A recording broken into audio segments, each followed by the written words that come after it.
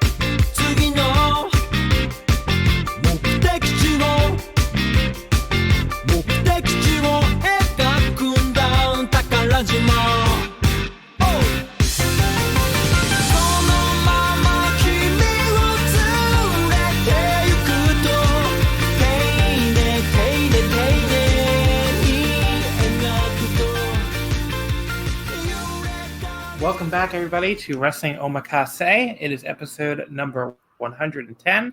And this week, I am very pleased to be joined by a returning guest, Mr. Thomas Fischbeck, Voices of Wrestling contributor.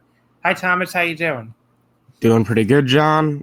It took me like 5 tries, I think, but I finally got a critically acclaimed episode of Omakase last time, so we'll see if I can follow that up here.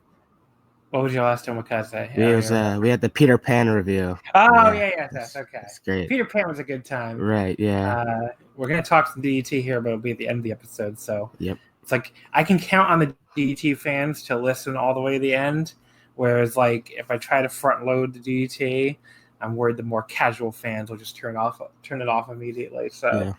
Have to like stagger it.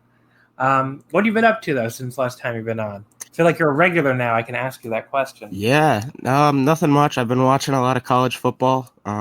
Big college football fan. Had a tough day yesterday in the my bookie, but no, don't mention them. They're not paying us. They're not paying us? Oh. They're paying every other fucking podcast. But not, they're not paying wow. us. Don't mention no.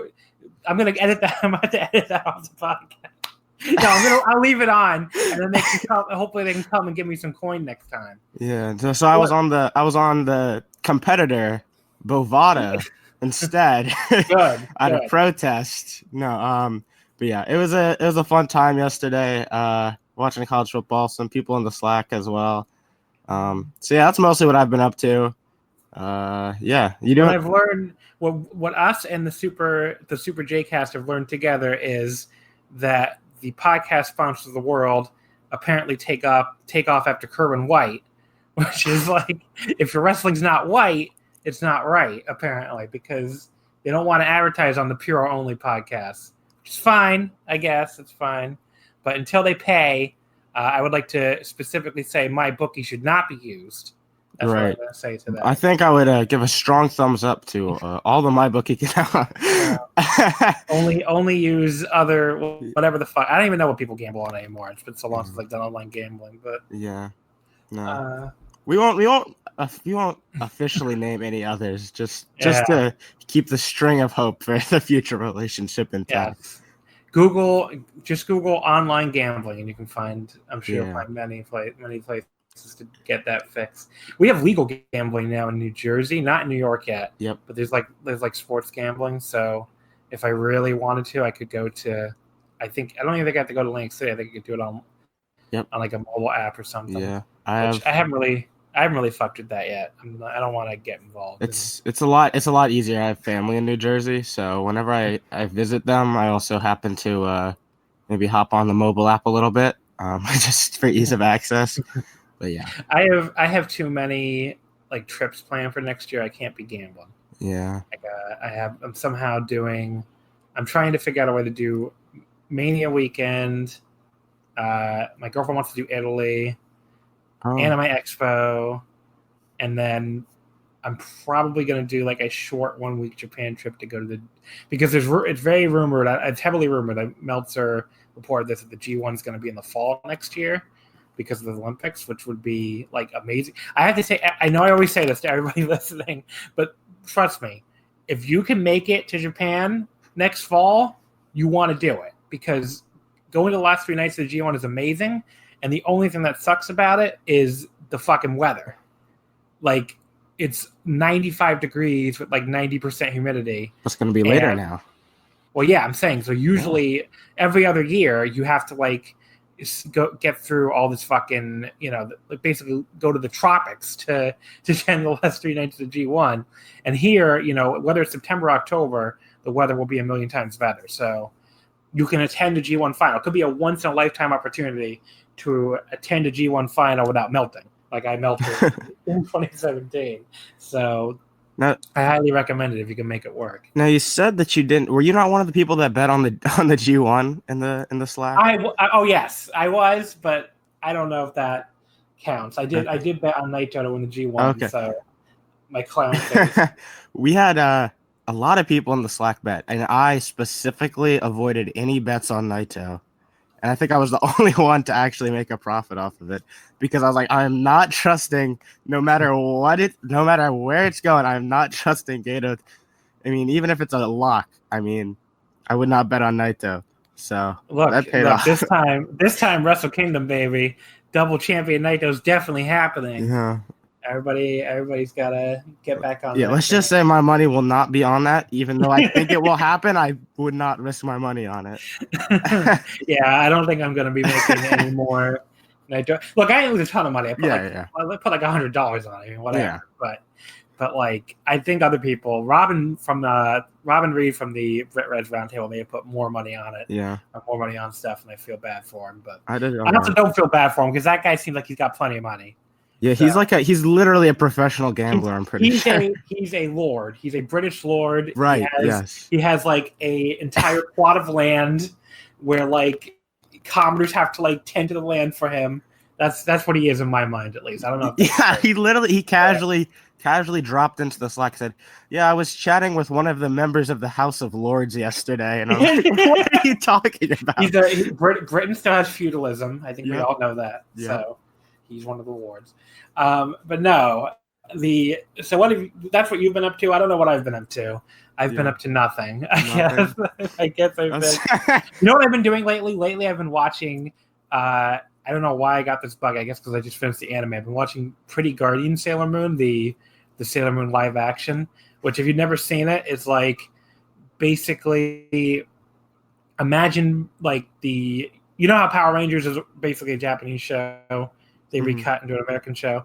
Like, imagine the Japanese show for Power Rangers, which is called Super Sentai, but it's Sailor Moon. That's pretty much the Sailor Moon live action, and it's amazing, and I highly recommend everybody watch it. Like, the cat, it's from, like, I think, like, 2003 or something. It's from a while ago now, but, like, to give you an example of what we're dealing with here, Luna and Artemis, the 2 cats, they're actually, like just stuffed plushies. Like, they just sit there in a live action. Okay, in a live action. That sounds great. And voices just come out of them. And then occasionally the plushies, they'll like, the seam will cut, and like the plushie will have its eyes drawn to look sad when the cat's supposed to be sad. It is amazing. So I highly recommend everybody watch some Pretty Guardian Sailor Moon. I don't know what else I've been doing. I guess I've been sitting around waiting. I'm in my between trips or whatever. Pretty much all I ever do is, wait around for my next trip. But Fighting Spirit Unleashed is coming up. That'll be my next big, the end of September. I don't really got a lot of plans for the rest of the year. I spent all my money this year on all this shit. So just waiting around for 2020. Waiting around for 2020, yeah. Waiting around for 20. Hopefully the Earth lasts that long. Who knows? But let's talk about some wrestling. Let's start with All Japan. Yeah. That is why we were here. Forgot about that. That is why we're here. All Japan Pro Wrestling is the first thing we're going to talk about. They had their big show on September 3rd, Summer Explosion, I believe, night 13 in Korakuen Hall. Did a little bit of a disappointing number, 1,313. Any thoughts on why that might be? Is it just a weekday kind of thing? I mean, yeah, I would probably push back a little bit on the disappointing number, just because, like, so the Kento defenses in Korakuen, I don't have the average pulled up in front of me, but I believe, not counting this show, but beforehand, it was high 1500s, maybe I want to say. Yeah. And so this was on a Tuesday versus most of them have been on weekends, and it was the first repeat defense of the reign. And so for a Tuesday and a first repeat defense, it was like probably like 20% down from what the previous Nomura Kenta match did. And I don't think that's I wouldn't be surprised by that. Obviously, you don't want that to happen if you're All Japan, but I don't think it would be surprising. That's at least my read on it. Unfortunately, Hellboy was not a major draw. Oh, that is unfortunate. Here's my thing with All Japan. This is where you probably noticed if you've been listening to this show that we haven't talked a lot about them of late. We're going to talk more about them coming up because, in addition to this show, the Oudou Tournament is coming up, which, that's a tournament that's always interesting to me as a single elimination, basically the version of the New Japan Cup. So, I'm a mark for tournaments, so I'm into that. And, we'll be talking about that over the next couple episodes. But as far as why I haven't talked a ton about them since the Champion Carnival, I just haven't been that interested in their booking. Basically, my thing with All Japan is I can always tune into one of their shows, and you always know you're going to get probably a really good main event. If you're lucky and it's a tag title on the same show as a Triple Crown like this one is, probably a really good semifinal too. And then the undercard is just going to kind of, be there basically. Although this one really wasn't that bad. I've definitely seen worse All Japan undercards, but they're never super interesting either. And I guess my personal preference on, what I like from a wrestling promotion is I do like, I guess, more balanced cards, even when even sometimes New Japan can get a little boring to me in that regard, where the undercards can be very boring sometimes unless you're talking about a bigger show. Whereas DDT is more my jam, where it's you have a much more balanced card from start to finish. And in New Japan, you just have so many events that there's so much to keep up with, and the roster's so big that can make up for the some of the more boring undercards. All Japan, it just kind of feels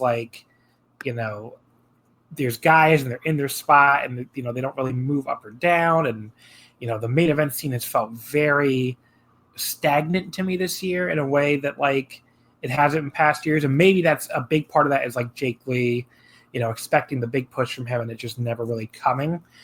That's been very a disappointment to me, and you could argue that Nomura makes up for that, and to a degree he does. The problem is here, obviously he failed to break through here, which I think, would have probably gotten me a little more excited about All Japan again. And, it just kind of feels like we're on a bit of a holding pattern here, whether it's waiting for Kento to break Kawada's record. It's not a bad place to be because obviously Kento is still one of the greatest wrestlers in the world. But I would like to see a little more movement, I guess, is my thing, and a little more, some more elevation in the booking and some more people, up there feeling like they could at least. Right now, it feels like this promotion is Kento, and then everyone else, and that's fine to a degree because he's your ace. But I just don't see. It doesn't feel like there's anyone who can realistically beat him. And to me, you know what it reminds me of? It reminds me of Noah during Kenta Kobashi's reign, the really famous one from 2003, 2005, which just felt like no one could beat Kobashi. The only person who felt even realistic was maybe Misawa, and Misawa, just was not getting another shot because at that point they didn't do repeat shots really, and Kobashi had beaten Misawa in the first place, so it never felt like that much was going to happen. I guess, and it didn't feel like anyone else on the roster could realistically beat Kobashi. And that reign ended with Kobashi losing to, a guy you never would have guessed, but that guy you never would have guessed had a terrible reign after that. And, that reign kind of killed his career. So, talking about Takashi Rikyo.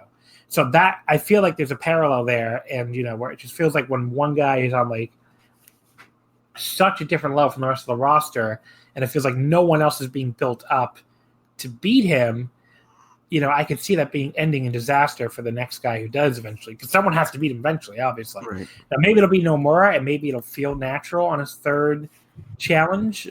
But right now, it didn't feel like he was the guy who was going to beat Kento in that match. And maybe that's because I was also spoiled, but it just never felt like watching that match like, oh, this is the guy who's going to beat Kento. I don't know. What are your thoughts on this? I mean, I definitely agree with the bulk of what you're saying. I think one thing that All Japan, I think, would probably be helped by is just running fewer big shows. Because you've seen the Korakuen numbers have been on a slight downward trend over the course of this year. I think part of that is they've ran Korakuen like 12 times this year. And for a promotion with like, I don't know exactly, but I think they probably have like 17 actually signed guys on their roster. That's a lot of times to be running Korakuen. And you've also got their Eddie and 2 shows, and they ran Yokohama earlier this year. And I think they could be helped by spacing things out a little bit more. And I realize that, I mean, maybe from a business perspective, it must be working because they're still running Korakuen, more often than I would expect them to. So they must not be losing money on it, but that's really contributed to the stagnation, I think, of that everything just feels like we've already seen it. I mean, and the matches are good, but the entire card is just always the same. You've got, your standard young guys match at the bottom, and then you've got the Akiyama and Fuchi match, and then you've got some random tag, and maybe a junior match, and then a tag match with guys that are overexposed, and then a main event that's going to be tremendous, but with 2 guys that you've probably already seen wrestle 2 or 3 times. Or in like Shuji Ishikawa's case, I feel like him and Kento have wrestled like 7 times. And that the matches, like you said, are always good, but I don't really know what the way around it is without just bringing new guys into the roster, because maybe if you pushed Kento, or Nomura to the top, it could be fixed a little bit. But you're going to be in the same cycle in a year just because there hasn't been that new injection of talent at the top that we've seen in promotions like all over Japan, like with Kaito and Noah, or you've got guys like Shingo and Ospreay in New Japan. I mean, new people at the top that keep things feeling fresh. Like, I'm not sure that even changing who is the actual champion is going to fix things, because it's still the same, 10 guys in the main event scene. See, I disagree a little bit with you there, because I think, like, watching that main event, it felt like, well, a Nomura reign would feel fresh, if only because he would feel vulnerable in a way that Kento does not feel vulnerable right now. So I do think, just because it's been so dominated by Kento in the last, few years, that another reign, like just getting away from Kento for a while, would feel interesting. And obviously we had that little period where Kento wasn't always champion, but like the belt like sort of ping ponged so fast that I never felt like really had any kind of like, stability when they're champion. With the Zeus so reign? I think like, the Zeus train, right? The like really quick, defense. There's a Suwama one, Ishikawa bouncing back and forth, and Joe Doring and all that. So I think like a 6-month long, like Nomura reign would have felt like fresh and interesting to me at least. But even though he would have been defending against a lot of the same people. No, I think you are right in that sense. But my point is just, I don't think that that's going to fix the problem long term. I think you can have, I do think that Nomura is a temporary solution in terms of getting excitement back into the promotion. But I'm just worried that 6 months after he's champion, we're back into the same, like, okay, who's he going to defend against? We've seen him face all these guys already this year. And I think they need someone new. Or I think you're going to have to keep having these short-term, okay, let's put the title on Zeus for 3 months because that feels new. Let's put Nomura on the top for 6 months. But I feel like you still have these sort of stopgap solutions, and then you go back to Kento, and it's going to keep feeling tired, and I just think they need just someone. I mean, I don't know who that is.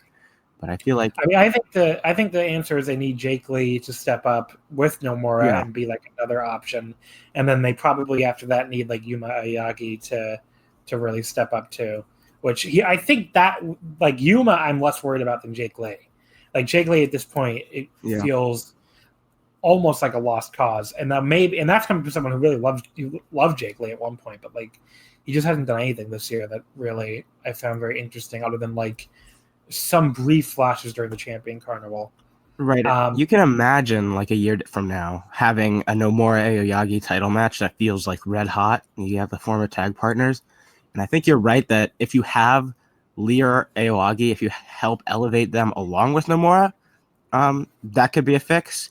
But I think just like if they put the title on Nomura today, I think we'd be having the same discussion 6 months from now. And when Kento wins the carnival and takes it back and be like, okay, like that was fun, but it was getting a little tired. And now, okay, Kento has the title again. Like, oh, well, yeah. I think you're right in the sense that you need more than one guy to be elevated. And it's hard to do that. It's hard to elevate multiple guys, but I think All Japan is in many ways not tried.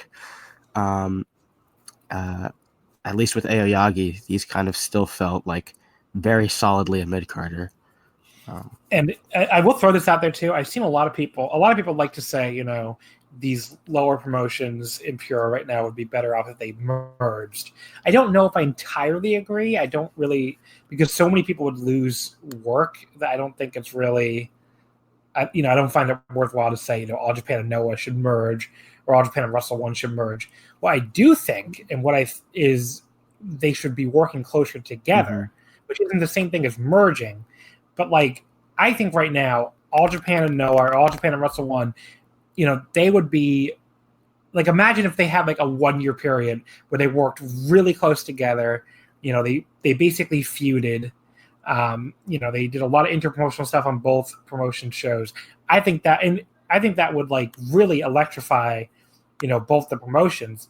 And it's not like that's unprecedented. I mean, that's happened in the past if you look at these companies. So, you know, that's what I would like to see. I would like to see like, you know, a 2020 where like All Japan and Noah like work really closely together, and maybe like, you know, guys hold each other's top titles, or they, you know, they have like a long feud. I mean, that's happened in the past. So I think that would really, you know, bring some excitement to the, you know, to both promotions. And, you know, I felt like we were almost there there was that time a little while ago where it sounded like, you know, oh, like Noah and Big Japan and whoever's going to work close together, but it hasn't really happened. So I would like to see, you know, more interpromotional stuff, more promotions working together, you know, especially right now when like the Puro scene is just so dominated by New Japan. I think, you know, as far as like attendances and as far as like, you know, whatever mainstream interest there is in Japan, I think the other promotions really do need to like get better at getting on the same page and working together to like try to bring that excitement, you know, to the non-New Japan Puro companies. You know, DDT is also like getting to a point where like they're not so big that you can't work with them, but they do feel like they're on a different level right now than like, you know, your All Japans and Noahs and that. Like, none of those companies I can picture running Saitama, you know? Right. So, and DDT has that giant parent company backing that none of these other companies really have. So I just think, you know, as far as that goes, like New Japan feels like, obviously New Japan's doing great. DDT feels like they're doing their own thing and they're doing pretty well at it. The other companies, I would like to see them work together more closely to try to bring some of that excitement back and maybe like, you know, freshen up the main events and the undercards of these promotions. Yeah, I'm completely agreed with you there that I would much rather see the companies work closer together than completely like full on merge. And it felt like for a little time, I want to say about a year and a half ago after the carnival when Marufuji won, and you had all the Noah guys like in his corner and he was holding up the Noah flag at the end of the carnival at Corkin Hall, and it was like, okay, this feels like it could be something. And there was speculation he could actually beat Kento for the title, and then it's just nothing happened. Yeah. And then we felt that way again pretty recently. I don't know if you've seen the Aoki show, but there was a big Noah contingent on that show, and we had, you know, pretty clear tension between Marufuji and Kento again, and they were teasing Naoya Nomura and Takashi Sugiura. And this is a conversation I've had with some people that, right, Noah, I mean, we're not going to turn this into a Noah podcast, but the N1 is not drawing well. It's not drawing necessarily worse than it did last year when it was the Global League, but it's still not drawing well. They're not going to put up a good number in Edion 1, it looks like, at least based on the Edion 2 number that they drew about a week ago. And they really need something for that Sumo Hall show. And I think the All Japan involvement would be huge for Noah, and no involvement in All Japan would be huge for All Japan. It just feels like if these companies could put, the politics aside, like, okay, trade Nomura beating Sugiura for like Kaito beating Suwama or something. Like, this doesn't seem like it should be that complicated, and I think it would, really benefit both of the companies, and even companies like Wrestle One or Big Japan, which has been working semi-closely with All Japan recently, to just full on like, okay, we have a working relationship with you now. We'll let you beat some of our guys. You'll let us beat some of your guys. And, it'll all even out in the end, but let's not let, politics get in the way of us, pushing each other down for the remaining, who's the number 4 in Japan spot. You know what I mean? Yeah. I mean, it feels like right now that it feels like in a lot of ways they're fighting over scraps. And it's like, you should work together and try to get more than scraps. And then, maybe in a couple of years you can start fighting again when you've built yourselves up again. But like, right now it just feels like it's time to like take it down a notch and, maybe cooperate a little more. All right, let's get into the show itself here. We'll start from the top here since it's an All Japan show. It's very top heavy. Kento Miyahara defeating Naoya Nomura in 27:51 with the shutdown German suplex hold, his 7th defense. Obviously, I thought this was really awesome. I don't think that's really a very hot take at this point, but an awesome match here.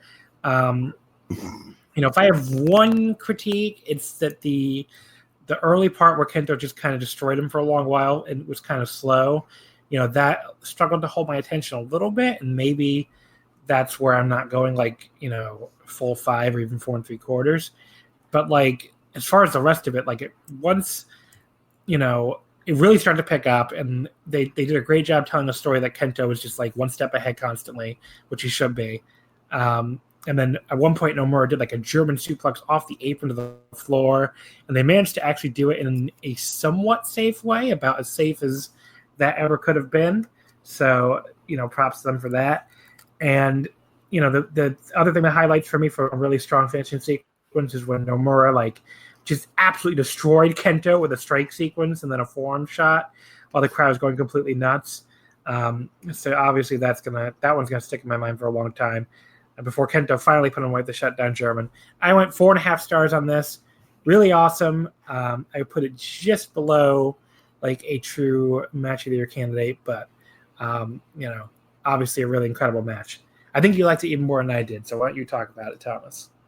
Yeah, for sure. So I went 4 3/4, so not quite 5, but it was probably my favorite Kento match this year, which is saying something. He's had 8 matches at 4.5 or better for me, which is just absurd. And I don't think that's even that crazy of a take. No. Yeah. But yeah, this is my favorite Kento match this year. I do get the sort of slow bits at the beginning of the match, but I think it paid off in really building the crowd behind Nomura by the end of the match. And Kento does like to work cocky sometimes, but he still gets cheers. And here he was certainly still getting cheers, but I would say that the big majority of Korakuen was behind Nomura, probably more than any Kento challenger, including Nomura's previous challenge. And then at the end of the match, right, you get into that finishing stretch, which was just absurd. And it looks like Kento's finally going to put him away with the shutdown German, and you get the trope of Nomura trying to break out of it.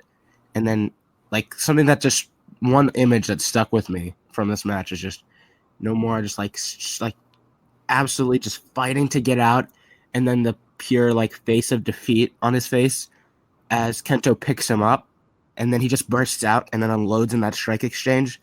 I mean, that was such a great moment, and he got the near fall. Luckily, I was unspoiled on it, but Korakuen completely bought it. I completely bought it. And by the reaction in this match that he got, I don't think it would have been crazy to put the title on Nomura. I think it would perhaps have been short-sighted, but I don't think it would have felt forced, really, given the reaction he was getting. And then, Yeah, I do agree with you. It felt for the whole match that Kento was a step ahead, but it felt that Kento was actually taking Nomura seriously this time as opposed to their first match, where Kento was kind of like shrugging him off at times. And then at the beginning of this match, his former, protege, at the beginning, they have the clean break and, Nomura just patting him. And then when Kento gets a chance to do a clean break, he just slaps Nomura. And I think it showed, they told the story of Nomura really being in Kento's head, but Kento still, being able to be that one step ahead. And it was great. The crowd, also I'll mention, just really added to this match. They were great. And 4 3/4 stars for me. I think I would say the middle portion of the match was maybe a little bit slow, which is why I didn't go the full 5. But I mean, the finishing stretch was just incredible stuff. You got to see it at the very least for that. Obviously no challenger here afterwards because the next defense will be whoever wins the Oudou Tournament, provided it's not Kento himself. The semifinal for the All Japan World Tag Team titles, Zeus and Ryoji Sai defeating the Violence Giants of Suwama and Shuji Ishikawa in 1951. A jackhammer from Zeus to Ishikawa. The Violence Giants fail in their 4th defense, and Zeus and Sai become the 86 champions. This was, again, a really good match, pretty much what you're going to get on an All Japan show. If there's a World Tag title match in the semifinal, you're going to get a really good 20-minute tag team title match. It started out with the Violence Giants attacking at the bell. There was a big brawl on the floor. They went right into the Korakuen signs, the east and the west sign, which I always enjoy when they do that. It ended up building to a really hot closing stretch. I say closing stretch. It was really like a 10-minute closing stretch. But there was a great moment where they tied Zeus up in the ropes and then just alternated, giving him clotheslines. That was probably my highlight. And the only thing that I would take away from it, and this isn't even really their fault, is it felt like the camera kind of messed up on the Tower of Doom spot they did. Like the camera cut almost missed it. But then by the end, when Zeus won the jackhammer, after a very electric finish, I went 4 1/4, really awesome match. And, I thought this was pretty much the Zeus show. Ryoji Sai was definitely, he wasn't bad in the match or anything like that, but Zeus really going after Suwama and Ishikawa, that was the main story of the match. And, they did a good job here to establish Zeus and Sai as a new top tag team, since it looks like the Bodyguard is kind of stepped back now. And, they needed a new partner for Zeus going into the World Tag Determination League or whatever the hell it's called. So there you go. Zeus and Sai become the 86 champions. You could also say that maybe this will free up Suwama and Ishikawa to win the Odo and challenge Miyahara, which could be the case, but we'll see what goes on there. What do you think of this one? Yeah, it was the same as you, 4 1/4. Zeus's performance especially carried the match. And I think I made a note of this that's in my review, by the way, for voiceswrestling.com. Got to plug that. That Sai only tagged in once the entire match. So it was really entirely Zeus pretty much for the whole course of the match. And it was a great, fiery underdog after being dominated. And that Tower of Doom spot, it was a little bit missed by the camera, but that was the big turning point in the match, which is what hurt it, extra, that the camera missed it, because that was the big turning point with, I think it was Suwama powerbombing Ishikawa. Or no, actually it was vice versa. But, and then Zeus finally taking advantage and hitting the jackhammer. So yeah, great match, 4 1/4, way over delivered on my expectations. And so you said you were potentially thinking of it as freeing up Violence Giants for one of them to win the Odo. I made a note with Ishikawa on the Osaka Octopus show. I was hoping maybe we could get Ishikawa in the Dio later this year now that he has a belt off of him. But that's probably me just dreaming. But he was great in that first Dio, so I really hope he comes back. And then match number 5, Yoshitatsu and Joel Redman defeating Dylan James and Kotaro Suzuki. It lasted about 7 minutes and 23 seconds. And Yoshitatsu got a surprise jackknife hold pin over Dylan James. Not a ton to talk about here since it's a 7.5 minute match, but I did enjoy it a lot while it lasted. I ended up going 3 1/4. What do you think of this one?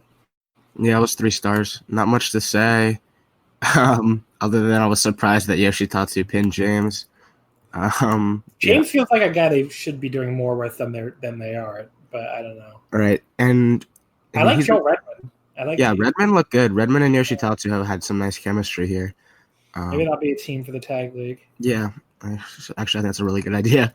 But yeah, James has been taking a lot of pins recently. I'm not sure if that's because, he's maybe on his way out, or if they just, are cooling him down right now to maybe build him up later. But he's been taking a lot more pins than I would expect recently. Match 4, the EWA Intercontinental title. Yeah. This was apparently some kind of Australian title. The Tajiri defeated Francesco Akira in 11:46 for his second defense. The end was a little bit weird. Like, it felt like the ref, I don't know if he botched it or if he just counted through when he wasn't supposed to, which has happened in in other promotions lately. It was like some kind of cradle. I don't know. Like, the ref counts in All Japan are weird in general. It feels like it looks like the guy will hit the mat a third time, but it'll only be 2. And then here, I don't know. It felt like he kicked out right at 3, but he didn't, I guess. I don't know. It's very weird. But yeah, this was really good. I went 3 3/4 on this. I thought this was a really fun, really fast-paced junior style match. Not if you're the type who really hates Tajiri now because he's all mat wrestling or whatever. This is a throwback Tajiri match basically. Basically where he was doing a lot of fast-paced stuff. Even some springboards and stuff. Although mostly he was the base for this Akira dude to fly around. But yeah, I mean, he kept up with him well, and I really enjoyed this. Yeah, I went 3.5, which was shocking to me that I was that high on this. But yeah, it was my favorite Tajiri match in quite a while. Confusing the white dudes. Akira looked great. He's been someone that's been growing on me recently. I think he looked really green at the start of the year when he was in the Battle of Glory, Junior Battle of Glory, which is their kind of best of the Super Junior style tournament. But he's gotten a lot better, and I think he was really great here. And it is a Austrian title, John, not Australian. Yeah, come on. You don't know your Austrian wrestling titles. Come on. I apologize to the great country of Austria. Yeah, All Japan always has these random titles. I think there was a Hawaiian title that Yoshitatsu holds that is defended on these shows every once in a while. It's kind of weird. There's the fucking title from Texas for a long time. Yeah. They just like saying there's 3 title matches. You haven't heard 2 of them. But yeah, this match to me, this is why this is the highlight of the undercard other than the opener. So definitely worth watching. If you're looking to watch something other than the main 2 matches, this would be the one to watch. The one not to watch would be the Hellboy movie release commemoration Hellboy Japan debut match. Hellboy, Jake Lee, and Koji Iwamoto defeat Takao Omori, Black Minzo Ray, and Hokuto Omori after a lariat by Hellboy on I believe Hokuto Omori.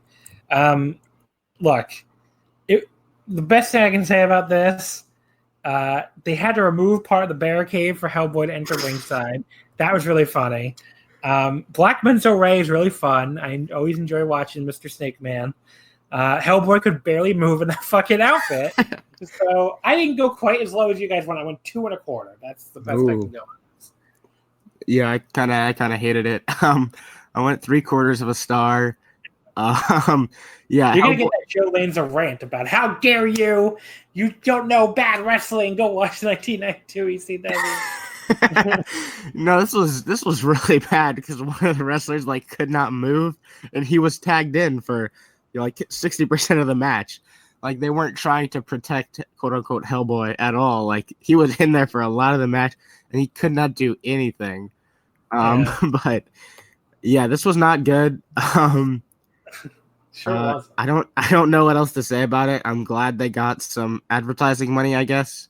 Go sign. I hope they did. Go sign Kohei Sato or something with that and get rid of this Hellboy.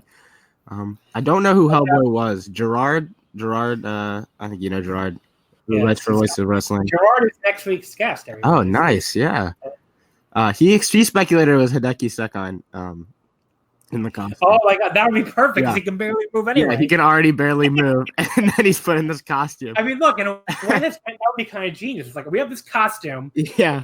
barely moving. Let's stick a guy who can barely move anyway, and so that way nothing is lost. Yep. So there you go. Match number 2: Jun Akiyama, Yuma Aoyagi, and Ultimo Dragon defeating Masanobu Fuchi, Osamu Nishimura, and Hikaru Sato at 9:32. Ultimo pinned Fuchi with the La Magistral. This was old guy comedy. I don't know what you want from me. 2 1/4. Yeah, 2 3/4. I love my man Masafuchi. Never get sick of it, even if I probably should be by this point. But the crowd loves it, and that's big for me. So I love chubby Jun Akiyama too. Yes. Yeah, right. No, he's focusing on wrestling, John. Remember? Yeah. Yusuke Okada, Atsuki Oyagi, and Dan Tamura beat from Big Japan Takahu Kato, Yuki Ishikawa, and Akira Hyodo in 11:24. A fisherman suplex hold by Okada on Hyodo. This was fun, exciting, energetic action. I went 3 1/4. I went 3.5 on it. Loved it. These guys have great chemistry. They've had this All Japan versus Big Japan Young Boys feud going on for a while, so they're kind of familiar with each other at this point. I think Hyodo especially stood out. So 3.5 stars. Good opener. I would recommend it, but not like must see or anything. Big Japan's young guys are really good, and I think they're really underrated. So if you haven't seen them and you're checking out the show for the main event anyway, maybe give this a watch. But yeah. And then obviously that pretty much covers the show. I would say the 2 main events, absolutely go out of your way to watch those 2. Yeah. The undercard, I think Tajiri, the Tajiri match is worth a watch, and also the opener is worth a watch too. The rest of the show you can very safely skip. Do you want to do a quick preview of the Oudou Tournament? Oh, do we have brackets yet? I kept looking. We do. I can send you a link. Oh, yeah, please do. I didn't. Where the hell are I looked at the All Japan English Twitter. I looked at Puro Love. Was it like only on the official site or something? I'm not sure. It's just some third party website that I'm on. But I saw the graphic on Twitter. It was released like a while ago. Okay. But yeah, it probably got buried or something. It's in the Slack. Yeah, I see it. Okay, so let's run through these. Yep. The opening round will be across 3 shows, starting on September 14th, 15th, and 16th. That's what we'll be covering next week with Thomas, I think. Maybe the 18th, too. With Gerard. With Gerard, sorry. You're Thomas. Yeah, you got it. 15th and 16th. So the opening round, I have to go basically by... Okay, so September 14th, you have Naoya Nomura against Sam Adonis, Jake Lee against Suwama. That's a big match. Yeah. September 15th, you have Ryoji Sai against Shuji Ishikawa, and Dylan James versus Zeus. That's a rematch of one that was a really, really good match in the Champion Carnival, if I remember correctly. And then September 16th in Korakuen Hall, the big one of the 3, since it's 4 matches, Ikemen against Yoshitatsu. I'm weirdly really excited for that match. It's gonna be great. Like, give that one to me. Gianni Valletta against Taishi Takizawa. That's the guy from Michinoku, or not from 2AW now. 2AW ex Kai Dojo. Yep. Yuma Aoki versus Kai. I feel like we haven't seen Kai in a while. Yeah, he's been hanging out in Dragon Gate, I guess. Yeah, and then Kento Miyahara against Joe Doran. So, yep. Thank you to Puro Ichiban, which a site I was not even familiar with. So, yeah. Real quick. I got Joe Doran to beat Kento to maybe set up a future title shot. And then probably Jake Lee to win the tournament to set up a second future title shot. I agree that Jake Lee's winning this. I think people thought he was going to win the Champion Carnival and turned out to be wrong, but it just feels like who the fuck else is going to win this thing at this point? I mean, Nomura would have made sense if he didn't just get that title shot. Yeah. I mean, I could see that, Suwama and Ishikawa both dropped the tag titles. They could go with like a sort of boring and safe choice. I just saw that we got Ishikawa and Sai in the first round after their god-awful match in the Carnival. That went to a 30-minute draw in, like, the second match on the card. At least I don't think this one will be a 30-minute draw. No, it should not be. I think. But, yes, that's the first round. Dylan James, I'm interested to see if Dylan James gets, booted in the first round or if they actually, have him win a few matches. Yeah. But Jake Lee seems to be the favorite, I'd say. So we'll talk about that next week, the first 3 shows of the tournament. So there you go. All right, so let's move on now to New Japan. They had the Road to Destruction Tour this week. kick off this week with 3 straight nights at Korakuen Hall, September 4th through September 6th, and then also today in Chiba, September 8th. The main highlight is the Young Lions Cup, so that's what we're mainly going to talk about. Don't need match-by-match breakdowns of, New Japan undercard tags, which is not the most interesting matches. We'll talk about the main events and some other highlights maybe, and then we'll preview some of the upcoming stuff. So, September 4th on Wednesday, Road to Destruction, the Young Lions Cup opened with what to me at least has been the absolute highlight of the Cup so far. Alice Coughlin against Yota Tsuji. I don't know how the fuck these two did it, but they had a amazing match here. Only went 10-12, and Coughlin won with the Boston Crab, but I love this match. I won 4 stars on it, believe it or not. So I just thought these two just beat the shit out of each other with chops and stuff like that. They were really, really all up in each other's business to a degree that none of our Young Lions have been so far. Very fiery. Obviously, two guys who really felt like they had something to prove. Tsuji was at one point, I think, way behind Uemura when it came to the progression, but he has quietly become, a much better wrestler, and he's become a very obviously the hoss of this, of this Young Lion class, the biggest dude, but he's really learned how to put his size to good use here, and he looked great in this match. Alex Coughlin looked great in this match. I feel obviously Carl Fredericks gets more hype, but Coughlin was just awesome here. So yeah, 4 stars in a Young Lion match. You can at me all you want if you want to, but I thought this was great. Yeah, I think Coughlin looked really good here. I don't think he was on the G1 cards. I didn't watch a ton of them, but he definitely wasn't in any of the undercard matches that I saw with the LA Dojo guys. And he looked great here. I still think Tsuji is behind Uemura. So I will dissent there. Very slightly. I think the gap was humongous before. Right. I think now it's more like a small gap. Okay, I think that's fair. I only went 3 1/4. But yeah, fun little opener. Really enjoyed it. And then Clark Connors and Shota Umino. Again, I really enjoyed this one as well. Only went under 7 minutes, which is makes it a little bit harder to reach the highs of the previous match, but I still thought it was a great match. I went 3.5 stars. Umino looked great. Connors looked great. And this was the best night of the Young Lions Cup so far. Yeah, I went 3.5 stars on it as well. I was kind of shocked that Connors got the win. I think he did a spear into the Boston Crab. Connors looks good. I think Fredericks is getting a lot of the hype out of the LA Dojo. But I really like Connors. And yeah, it's 3.5 on this. Real good stuff. The rest of the card, not a ton to talk about. You can just mention the big angle was there was a 6-man tag with Ishii, Yoshihashi, and Rocky Romero against God and Jado.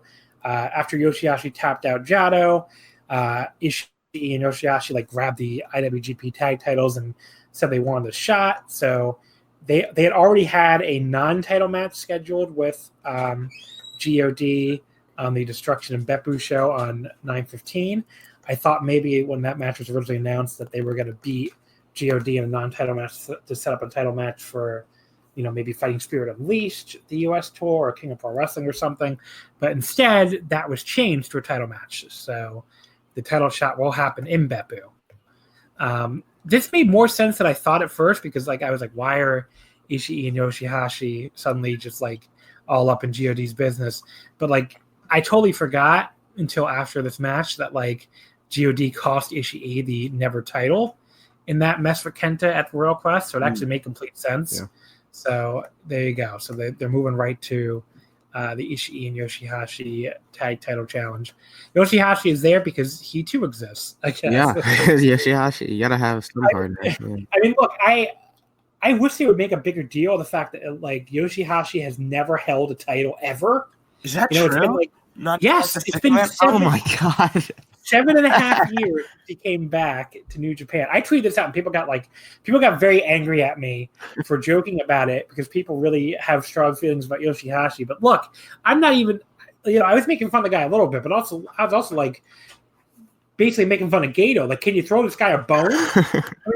Fucking How much of the roster do you think has held those fucking never six man? Yeah. Fucking Matt Sydal held the never six man titles, and David Finlay. And like, look, before Matt Sydal got lost in Hawaii, he held the titles. David Finlay held the titles. I'm trying to think, like, that's be even more absurd people.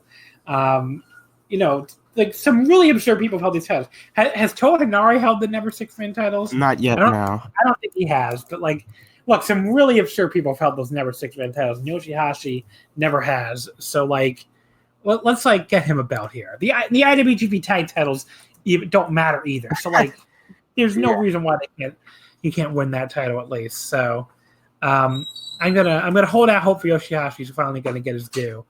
But yeah, that was the big development here. The main event was Okada and Hiroki Goto against Sonata and Shingo. Sonata ended up pinning Goto with the bridging O'Connor roll. A 3.5-star main event. Definitely a good match, but not something I feel like you need to really go out of your way to watch. So 3.25 for me. Are we not going to talk about the Dookie screw job on this show? Don't. We're going to pronounce Doki's name correctly on this show. Okay. Leave that to Joe. Okay. Doki. Doki deserves respect, and I'm going to give him the proper respect. Okay. But yes, Doki did get screwed. Like he had his foot right on the bottom rope during the schoolboy by Taguchi, and the ref just counted 3 anyway. So that was during Tanahashi, Taguchi, and Roppongi 3K against Sabre, Scroll, Kanemaru, and Doki. Yoshitatsu held these never six-man titles. Yoshitatsu, yes, of course he did. I was actually I forgot I was there for that because I had tweeted out like I hope the never six-man titles are on the line during Fighting Spirit Unleashed because that's the last New Japan title I've never seen defended before. And someone on Twitter, I think it was Matt McClure. I can never forget if it's McClure or McEwen. He's going to get mad at me if he listens to this. Let me say. He's a former Voice of Wrestling contributor, so I should remember his Matt McEwen. There you go. He basically tweeted at me, like, not only, did you see them live, you saw them change hands. He was at that show with me on the same, like, Alan Farrell trip in 2016 where, he and, we saw Yoshitatsu, Tanahashi, and, oh, God, Elgin? Yes, defeat the team of the Young Bucks and Kenny Omega to win the never six-man titles on that show. So yes, Yoshitatsu has been a never six-man champion, and Yoshihashi is not. So. How about this? Yujiro Takahashi held the titles for 3 days back in 2016. That one doesn't surprise me for some reason. It's the kind of thing they would do. Yeah, that is true. But yes, so let's get Yoshihashi a belt. Second best wrestler in the world with Yoshi in the name. Also, a trend on all these shows is the Naito and Jay White feud. I do need to just talk in general about it because it's a very fun feud. Because you basically have a man who lives to troll. Like that's all Jay White exists to do is basically troll people, and he does it very effectively against everybody else. But now he's up against a man who is physically incapable of being trolled. Like no one has ever trolled Tetsuya Naito. Someone tried to be a smart ass and reply to me like Gato has trolled him. They're like, no, Gato has trolled Naito fans. Naito never looks very upset at all. He's trolled Naito fans with his lack of heavyweight title reign. But Naito and Jay White is a man who lives to troll against a man who is physically incapable of being trolled. And it's very entertaining just watching Jay White do everything in his power. And Jay White will sometimes just laugh for Naito and then all of a sudden he'll just fly off the fucking handle and be very angry about the fact that he just cannot troll this man. So it is very entertaining to watch this feud play out. I'm enjoying it a lot. It's also weirdly horny. I have to say, the last show, especially when Jay White was tossing Naito into the barricade, face first, and Naito was smiling about it, and then White goes backstage and is like, "Oh, you like pain, huh?" And just this is weird and there's a weird horniness to it, which I wasn't expecting. Night 2, the Road to Destruction at Korakuen Hall, September 5th. we had Michael Richards, not Kramer, defeating Yuya Uemura in 8:47 with a Boston Crab in our first Young Lions Cup match. Here's the thing. This match was the weakest so far of the Young Lions Cup match. I went 2 3/4 on it. Richards definitely looks the greenest of any of these Young Lions.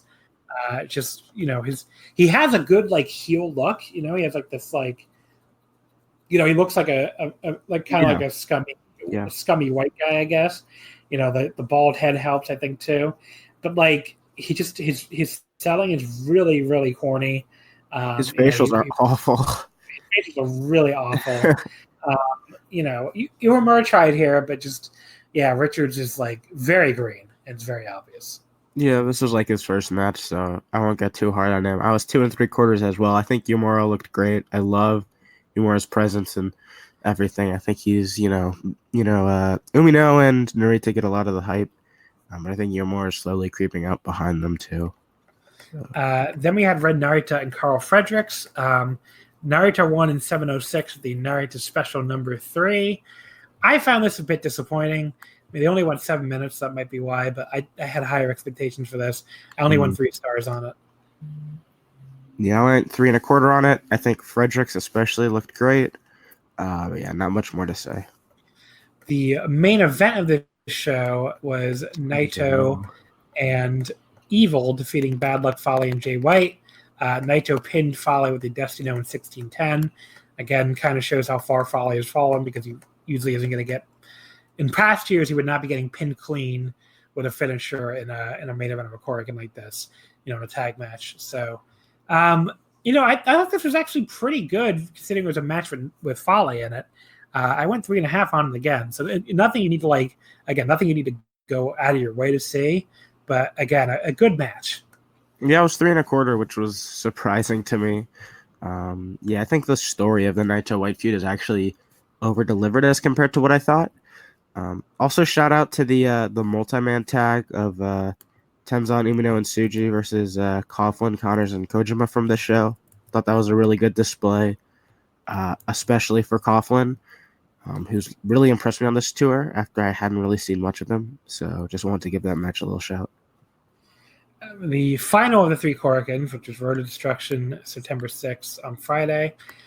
We started out with Alex Coughlin defeating Michael Richards in 6:13 with a bridging Indian Deathlock. I went 3 1/4 on this. I thought it was pretty solid for what it was, and Richards, still very corny, but looked a little better than he did the previous day to me. Yeah, 3 flat for me. Kind of concur. Coughlin, I think he looks good. The second one was Carl Fredericks over Clark Connors. In Fredericks won in 7:06 with the half Boston Crab.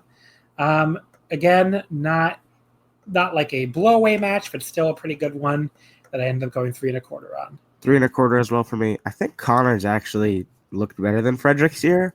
Yeah. So I know Fredericks has kind of been the hype train after a lot of those G1 tags, but I know the people on the flagship were hyping. But I think Connors actually looked the better of the two here. I mean, Fredericks has that star look that you can tell. Yeah, he has the look for sure. But the semi-main here, not semi-main, third from the top, match number 6. This was my favorite of the undercard tags the entire weekend. It was a 6-man tag with Sonata, Shingo, and Bushi beating Okada, Goto, and Romero. Shingo pinning Romero in 11:35 made in Japan. I just thought this was a really, really fun 6-man sprint. Only going 11 and a half minutes. They really, they didn't have a lot of time to kill, so they just kind of went all out right from the start. And I thought this was a really, really fun match. I went 3 3/4 on it. So if you're looking for something to check out other than the Young Lions Cup matches and the main events, this would be my recommendation. Yeah, it was actually the same. I went 3 3/4 on it. My favorite undercard match of the 3 Korakuens. Looked great. LIJ and Chaos, I mean, they wrestle 1,000 times, but the chemistry is terrific. Rocky hasn't been in a lot of those matches, so that kind of provided a little bit of a uniqueness factor. 3 3/4 was really good stuff. And, obviously the pair, he really works well at Bushi even though apparently he hates him. Yes. But, they work really well together. So that was a good pair off along with obviously Sonata and Okada and Shingo and Goto. The main event here was, I thought, the weakest of the 3 main events. I only went 3 1/4. It was Zack and Suzuki beating Tanahashi and Taguchi, and Zack pinned Taguchi in 14:47 with the Zack driver. The bigger story to me is Suzuki attacking Liger before the match on commentary, just like dragged him off of commentary, put him in the ring, gave him the God-style power driver on a chair. So it looks like that feud is back on. We'll see where that match ends up happening. But yeah, there you go. Yeah, I actually disagree. I think this was my favorite of the 3 main events. I went 3 3/4 on it. Really good stuff. Suzuki and Taguchi, I think, had really good chemistry on all 3 shows, but especially here. Maybe not chemistry isn't the right word, but Suzuki just kind of destroying Taguchi, and it was the fun contrast of the serious Suzuki against, Taguchi's kind of, comedy sort of character, and I thought it played out really well. And I always enjoy Zack and Tana's chemistry, even if I know that's maybe not a popular take. I think they work really well together. So yeah. And then today's Road to Destruction tour and the Blue Justice show from Chiba.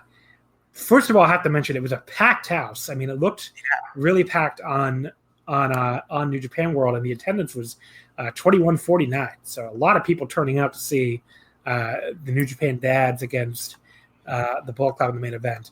I haven't seen the rest of the show yet. I am going to watch it, but we did decide to watch the Young Lions Cup matches just to get that to complete all the Young Lions Cup matches that have aired so far. So the opener was Yota Tsuji over Yuya Uemura. I thought this was a good, solid match with Tsuji winning at 850 the Boston Crab. The announcers went really wild when Tsuji turned like a Boston Crab attempt into a Giant's Thriller. They really loved that, so I wanted to make mention of that. And Tsuji, I went 3 1/4, good match, and Tsuji and Uemura both looked good here, I thought. Yeah, these two are kind of these are the perennial rivals, so they have really great chemistry with each other. I also went 3 1/4. Tsuji looked good here. I've been low on him in the past, but I do think he actually looked really good here. I'll say this was one of the better Young Lions Cup matches so far. 3 1/4 for me. And then Umino beat Red Narita in 909 with the Bridge in German.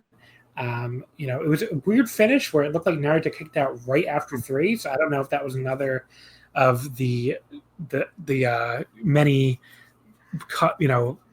botched 3 counts that we've seen lately. Yeah. But this was good though. I went 3 1/2 on it.